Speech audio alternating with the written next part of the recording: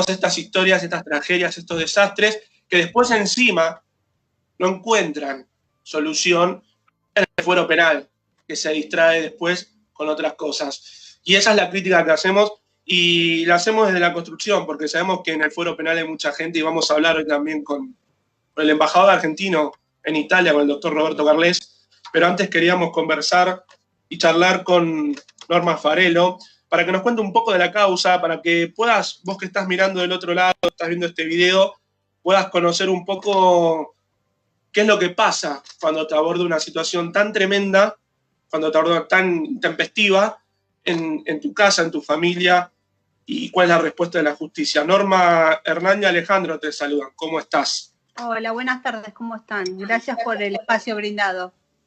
No, gracias a vos por la valentía del testimonio. Yo preguntarte básicamente si nos podés recapitular en una síntesis, porque queríamos hablar más bien también de la causa de estas 174 semanas, si no me equivoco, por lo que te veníamos siguiendo en redes, de qué fue lo que pasó, o sea, qué fue lo que pasó con Adrián y qué pasó previamente al derrumbe en San Cristóbal. Bueno, con la causa de Adrián, brevemente te voy a explicar que en el terreno lindero donde habitaba Adrián había una casa antigua que se demolió. Para poder construir tuvieron que demoler y hacer la preparación de suelo y de medianeras. El problema empezó cuando empezaron con las medianeras, con ambas medianeras. Ahí los vecinos comenzaron con las quejas propias de cualquier construcción, pero después fue pasando a mayores. Adrián, como todos los vecinos, se presentaron ante la arquitecta Valeria Martini a presentar las quejas, porque empezaron a haber rajaduras, movimientos de paredes, movimientos de veladores, movimientos de todos los objetos que vos te puedas imaginar que tengas en tu casa, estar durmiendo y sentir que se te están moviendo las cosas. O sea que la constructora Lipster, que se llama así en este caso, tenía pleno conocimiento de lo que está pasando. No era que de repente se cayó el edificio y ellos se encontraron como una sorpresa. Por eso de ahí es que la familia no estamos de acuerdo con la carátula que le quiere dar la fiscalía, que es estrago culposo, porque ellos eran plenamente conscientes y tenían representado el daño que podían causar, y a pesar de eso no interrumpieron la acción. Y te digo más, además de estos movimientos, que son signos de derrumbes que yo lo sé ahora porque le pasó a mi hijo, pero cualquier profesional sabe que son signos de peligro de derrumbe. En la parte de abajo hay un comercio, un supermercado chino, en el que literalmente los frises se hundieron en el piso. Eso es otro signo grave de que podía producirse un derrumbe. Esta gente lo sabía y aún así siguió con su accionar. Entonces no estamos de acuerdo en la carátula culposa, porque culposo es un accidente, que ellos hubieran excavado y se les vino la casa abajo. Esto no, ellos tenían conocimiento. Esta arquitecta Valeria Martini tenía agendado hasta el número de Adrián por todas las quejas.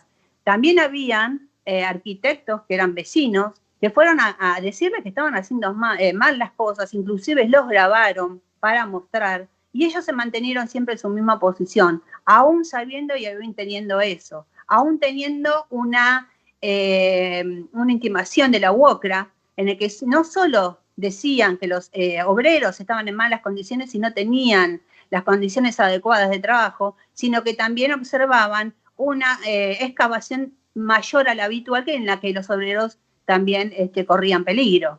Tampoco cumplieron con sus funciones, que yo ya lo sé ahora, con todo lo que tuvo que pasar, que es excavar, sumorar, encofrar y colocar el hormigón y colocar taludes. Todo eso no existió. Entonces a mí, ni a mi familia nos van a venir a decir que esto es un estrago culposo.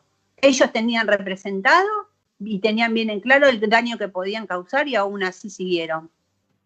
Otra cosa grave es que el mismo día del derrumbe se presentó un inspector del gobierno de la ciudad, es el inspector de la Dirección General de Fiscalización y Control de Obras, Guido Tirendi, quien pasó un informe a las 10 de la mañana en que la obra y que los trabajos realizados estaban en perfectas condiciones. Eso fue a las 10 de la mañana. A las 3:15 de la tarde el edificio se vino abajo. Claro. Entonces, ¿cómo puede un inspector firmaron un informe de esas características y a las 3 de la tarde el edificio se vino abajo. No, Después claro, más bien, hay otra esos cosa antecedentes. grave. Hay otra cosa grave. Momentos antes de un derrumbe, el edificio no se viene abajo. Empieza a haber un polvillo que indica que va a haber un derrumbe, empieza a haber desprendimiento de ladrillo, empiezan un montón de situaciones que dan un lugar de 15 minutos aproximadamente en el que se pueden tomar acciones. Las acciones que tomó esta gente fue llamar por teléfono al ingeniero y las órdenes fueron tapar con la excavadora y tratar de tapar pruebas. Si esos 15 minutos se hubiesen utilizado para evacuar a la gente, mi hijo estaría vivo. Lo usaron para tapar pruebas. Entonces, ¿cómo me pueden venir a decir a mí que esto es un estrago culposo? No lo aceptamos de ninguna manera. No lo aceptamos. No sé si ustedes quieren preguntar algo. Sí, yo te quería preguntar un poquito. Lo que estamos leyendo en el grafo hace un ratito era que no hay ningún imputado más allá de estas personas que mencionaste. No, sí. Hay 7 imputados. Hay 7 imputados. Sí, te los puedo nombrar si querés. Por favor, decime quiénes son. Mirá, cada uno. Sí, están imputados por el artículo, porque yo no los puedo llamar por su verdadero nombre, porque si no, la que estoy cometiendo un delito soy yo. Así que fíjate cómo es la justicia. No les puedo dar el calificativo que se merecen. Así que los tengo que nombrar como imputados. Así que fíjate la ley siempre de qué lado está. Están imputados por el artículo 189 por imprudencia, negligencia e impericia en su profesión. Eduardo Guaviva, arquitecto y director de la obra de la constructora Lifter. Valeria Martini, que era la arquitecta que estaba todos los días en la obra. Sabrina Lorena Blanque, la técnica en seguridad e higiene, que también estaba todos los días en la obra. Ricardo Nicholson, que era el ingeniero también de la constructora Lifter. Ramiro Ramos, arquitecto y representante técnico de la constructora. Osvaldo Becerra, arquitecto y representante técnico de Demoliciones Mitre, que es la máquina que realizaba las excavaciones. Y Guido Tirendi, que como vuelvo a decir, era el inspector de la Dirección Fiscalización de Obras de Gobierno de la Ciudad, que no solo está imputado por el artículo 189, sino está imputado como coautor por el incumplimiento de funcionario público. Esos son los 7 imputados hasta ahora. Bien, ¿y sabés si alguno de ellos fue a declarar o lo llamaron a declarar algo?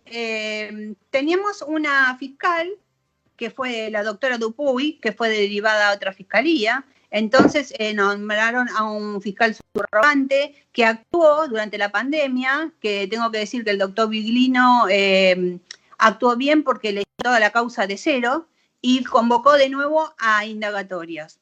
Las indagatorias ya en este momento están todas realizadas, así que estamos esperando, a la espera de ver qué es lo que resuelve el fiscal, que por lo que tenemos entendido quiere seguir con la calificación de estrago culposo. Que no estamos de acuerdo, obviamente. Bien, no, es muy claro. Yo ahí le iba a decir, le estoy diciendo a la producción que en el draft, porque la tragedia ocurrió hace más de 4 meses. Esto fue Son 20 meses que ocurrió. 20 meses. 20 meses. Venís como hace 170 semanas pidiendo justicia. Has transformado prácticamente en una procesalista del derecho penal, porque has tenido que tomar por mano propia, digamos, el código y tratar de que esto no caiga, cuando, bueno, hay otros organismos. Vos recién hablabas de la subrogancia. Nosotros, como Denaz un Derecho, hemos denunciado la falta de concursos públicos para cubrir estas vacantes que justamente faltan cubrir para que se realicen las investigaciones que hay que realizar, porque tampoco es sano que haya tantos imputados o que haya tanta gente que quizás no haya tenido que ver, tener un proceso sobre las espaldas, también va en contra y en demérito de alguna persona que no tendría que estar imputada, y es mucho peor con los familiares que están reclamando justicia, un proceso que se haga tan largo, ¿no? Y yo la verdad que cuando hablamos acá con familiares, con ustedes, lo que nos transmiten es cierta, más allá de las críticas al sistema que hacemos y que hay que hacerlas porque si no, aparentemente, y podemos contrastar, no se mueven, ustedes siempre lo que nos transmiten es una paz, o nos transmiten un ímpetu, no buscan venganza, buscan justicia, y eso de verdad es algo que me llama poderosamente la atención, no debiera llamarnos la atención quizás, pero ustedes buscan justicia, ustedes buscan que se condene a los culpables, solo a los culpables, y que, bueno, en verdad la justicia cristalice y diga qué es lo que pasó para que no vuelva a ocurrir. ¿Qué opinas al respecto de esta idea? Yo estoy de acuerdo con vos. Yo estoy buscando justicia y las personas que te nombré, estoy plenamente confiada que son los responsables. Inclusive han quedado fuera gente que también es responsable, porque dueño del fideicomiso es Flavio Caputo. Hay mucha gente que quedó fuera. Entonces, a veces uno se pregunta, ¿por qué? Esta causa está manejada por el poder. Yo pienso que la causa de mi hijo está tapada por el poder. Porque yo quisiera preguntar, ¿por qué si están las imágenes del domo, yo solamente las puedo ver a Fiscalía, y hace 20 meses que me tienen con la mentira de que no pueden desencriptar las imágenes? Yo quisiera saber a quién no le conviene que se vean esas imágenes, porque en esa imagen yo veo el derrumbe. ¿Vos te parece que es lindo que yo vea a mi hijo cómo cae el derrumbe? Es horrible ver eso, y es horrible ver esas dos ratas cómo huyen y escapan y dejan enterrado vivo a mi hijo, mientras ellas escapan en vez de haber tocado el timbre para salvarle la vida.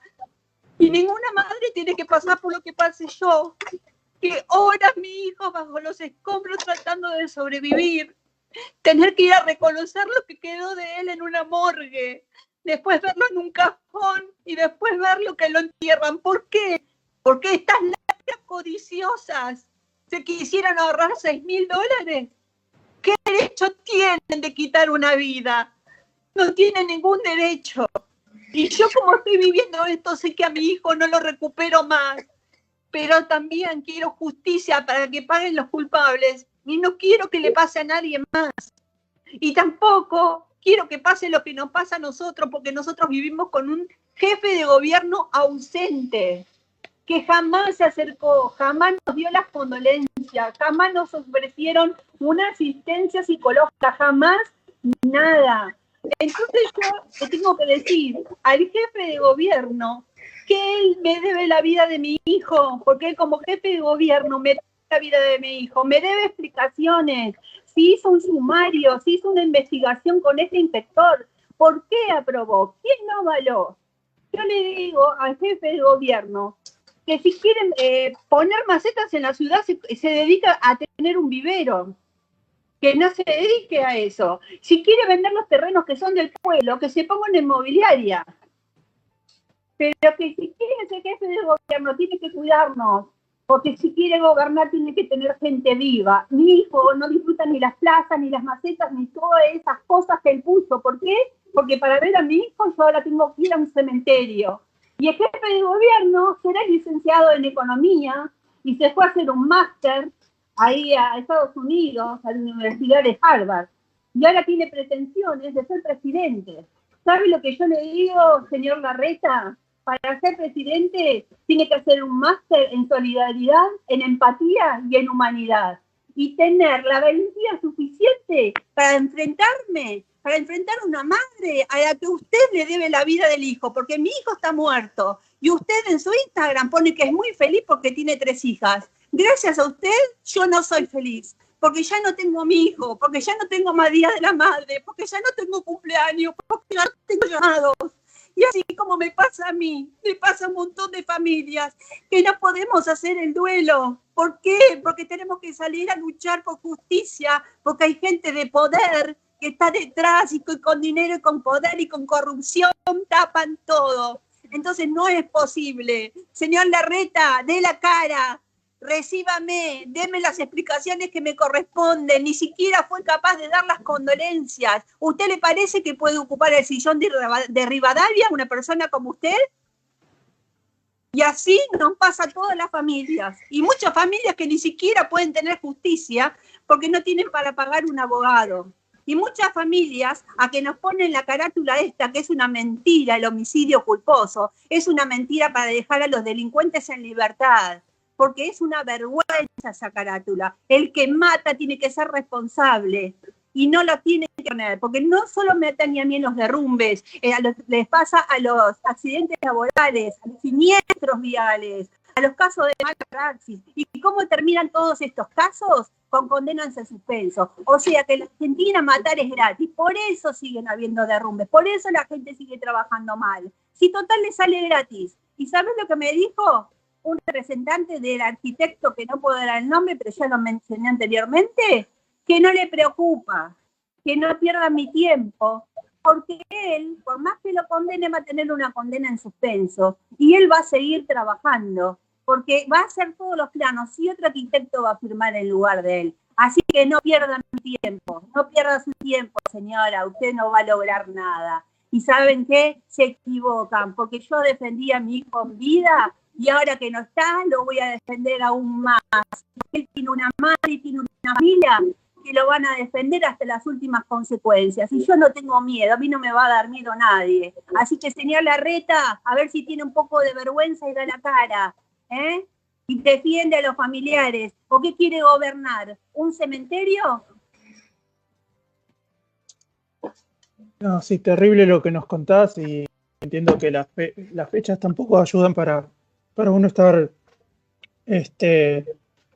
bien en estos momentos. Debe ser terrible en las fiestas recordar al hijo y demás. Te hago una pregunta. Cuando decís que Larreta no te recibió, ¿es que ustedes intentaron comunicarse con él y que no los quiso recibir, ni siquiera lo derivó a otra persona? Exactamente. Te puedo decir que si Sí. buscan en YouTube, busquen cómo Larreta trata al hermano de una víctima. Busquen en YouTube cómo lo empuja, se sube a un auto, le dice que no le da las condolencias, le dice que está apurado porque tiene que ir a otro lugar. La persona que lo acompaña lo empuja a mi hijo y le prometen que nos van a recibir. Cuando la recta arranca, esta persona se ríe de mi hijo, lo empuja, se sube un taxi y se va. Estoy cansada de pedir por todos los medios que puedo que me reciba y no lo hace. Entonces, la vergüenza tiene que tener de querer ocupar el sillón de Rivadavia y queda muy grande a este señor a empezar a ser el máster de humanidad. Absolutamente. Vos sabés, Norma, que es un patrón de la conducta que lo venimos viendo que se repite constantemente, al menos lo que podemos percibir como asociación cuando hemos litigado contra el gobierno de la ciudad, pero también por lo que nos transmiten ustedes. Así que, bueno, nosotros a disposición, porque en rigor lo que también queremos hacer hincapié es en el tiempo, ¿no? Yo quizás un párrafo aparte, si querés, en un paréntesis, tenemos también al embajador de Italia, que vamos a hablar de derecho penal y de este caso también, y espero que le sirva a Norma la opinión de él, pero también lo que tardó el Poder Judicial, con estas subrogancias, con esto de estar ocupado en otras cosas y no de ocuparse de estos temas, que justamente es el descanso que utilizan estos tipos, como el que mencionaste vos, que hacer bien no nombrarlo, cuando lo podamos nombrar se lo va a nombrar, pero descansan en eso, reposan en que acá se tarda mucho tiempo, reposan en que, bueno, será una condena en suspenso, después me porto bien 10 años y acá no ha pasado nada, y en rigor el Poder Judicial es el que tendría que poner las barbas en remojo y tratar de resolver la cuestión. En una apretada síntesis, ¿qué fue lo que pasó, Norma, con el tema de que tuvieron que hacerse un examen de ADN, no lo reconocían a Adrián, decían que era otra persona, tuvieron un tiempo largo, toda una odisea para que lo reconozcan en el Poder Judicial, porque lo habían caratulado como NN? Sí, tuvimos hasta que demostrar la identidad de Adrián, porque en el derrumbe se perdieron los documentos. Entonces, al no tener como comprobar la identidad de Adrián, figuró como NN. O sea, le sacaron a mi hijo no solo la vida, sino también la identidad. Y tuvimos que hacer una larga lucha para probar que yo era la madre, que el padre era el padre, que Adrián era Adrián, trámites, y todo es tiempo. Y como vos decís, otra cosa que no te mencioné, la remoción de escombros y las pericias, en el caso de Adrián, se demoraron 5 meses y medio, porque el señor Larreta decía que no tenía presupuesto, porque estaba en plena campaña. Así que 5 meses y medio para hacer la remoción de escombros, mientras colocaba macetas, hacía placitas tétricas, porque ahora que voy a ver a mi hijo al cementerio, si ustedes bordean la calle Jorge Newbery y la calle Guzmán, construyó plazas en terrenos del cementerio, donde están los nichos abiertos. Eso es lo que quiere, que estemos cerca de la muerte, y lo está logrando, Norma, te agradezco, muy valiente, no aflojes, contás con nosotros somos un grupo de abogados, de abogadas, tratamos de acompañar, digamos, lo que se puede hacer es acompañar, mostrar, decir que no estamos de acuerdo, a nosotros nos avergüenza, ¿no? Haber estudiado para que después tengamos que ver esto. Si decíamos en un examen que esto iba a pasar, nos ponían un 1 y después vemos qué pasa y justamente no ocurre nada, no hay efectos. Así que nada, pedirte que no aflojes, que sigas con que nos sigas enseñando. De verdad aprendemos mucho con vos, con Alicia, con Liliana, con Luis, que han venido al programa y nos han mostrado y nos han enseñado de verdad una cátedra de justicia, de memoria, verdad y justicia, porque nunca los hemos escuchado con ganas de venganza, siempre yendo peldaño a peldaño, paso a paso, bancándose un montón de cosas que no tendrían que bancarse, igual se las bancan, por algo tan esencial y tan justo, y valga la redundancia, como pedir justicia. Así que nada, pedirte eso y darte un gran saludo. Te agradezco mucho y ojalá sea justicia, para eso tenemos una constitución y que se tiene que cumplir y que hace en caso omiso. Y pido justicia también por todas las demás familias, porque somos muchas familias que estamos sufriendo y aparte de buscar justicia, buscamos que no le pase a nadie más el dolor. Que al dolor hay que sumarle lo que no deberíamos estar pasando, a luchar por justicia y que los delincuentes tengan más derechos que nosotros.